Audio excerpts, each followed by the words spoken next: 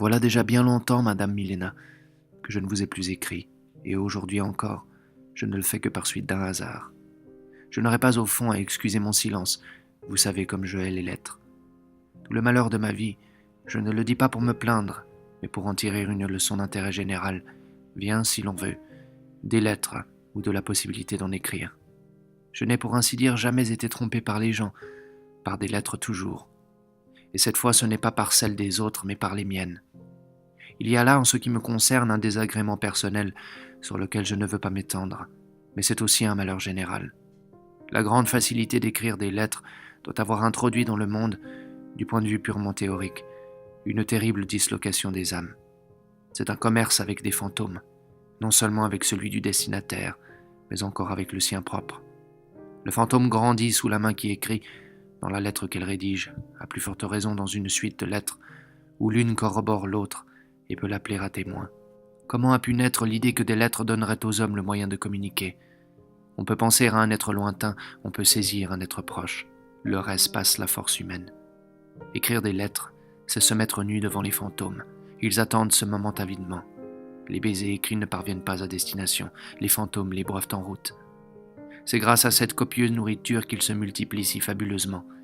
L'humanité le sent et lutte contre le péril. Elle a cherché à éliminer le plus qu'elle le pouvait le fantomatique entre les hommes. Elle a cherché à obtenir entre eux des relations naturelles, à restaurer la paix des âmes en inventant le chemin de fer, l'auto, l'aéroplane. Mais cela ne sert plus de rien. Ces inventions ont été faites une fois la chute déclenchée. L'adversaire est tellement plus calme, tellement plus fort. Après la poste, il a inventé le télégraphe sans fil. Les esprits ne mourront pas de faim, mais nous périrons.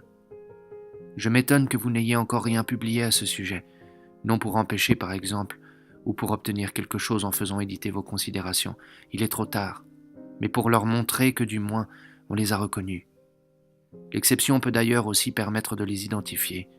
Ils laissent parfois en effet passer une lettre sans obstacle, elle vient se poser dans votre main, légère, affectueuse comme la main d'un ami. Attention, ce n'est encore là vraisemblablement qu'apparence. De tels cas sont peut-être les plus dangereux, ceux dont il faut se méfier le plus. Mais du moins, si c'est une illusion, elle est parfaite. Il m'est arrivé aujourd'hui une aventure de ce genre. C'est elle qui me pousse à vous écrire. J'ai reçu la lettre d'un ami, que vous connaissez vous aussi. Il y a longtemps que nous ne nous écrivons plus, ce qui est extrêmement raisonnable. Les lettres, vous avez vu plus haut ce que j'en disais, sont en effet un prodigieux antisomnifère. En quel état n'arrive-t-elle pas? Desséchée, vide et irritante, joie de l'instant, que suit une longue souffrance. Tandis qu'on s'oublie à les lire, le peu de sommeil qu'on a se lève et s'envole par la fenêtre ouverte. Il ne reviendra pas de sitôt. Aussi ne nous écrivons-nous pas, mais je pense souvent à cet ami, bien que trop fugitivement. Ma pensée tout entière est bien trop fugitive. Pourtant, hier soir, j'ai songé à lui pendant des heures. Ces heures de nuit qui me sont si précieuses à cause de leur hostilité, je les ai employées à lui écrire dans ma tête une lettre où je ne cessais de lui répéter sans fin, avec les mêmes mots, des choses qui me paraissaient d'une extrême importance. Et de fait, j'ai reçu de lui une lettre ce matin. Elle disait que depuis un mois, il avait l'impression qu'il devait venir me voir, ou plus exactement, qu'il avait eu ce sentiment il y a un mois. Et cette remarque coïncide singulièrement avec des choses que j'ai vécues.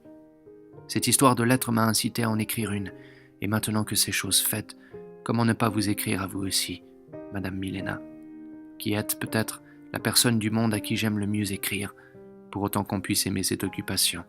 Mais je n'entends parler ici que pour les fantômes qui assiègent ma table avec concupiscence.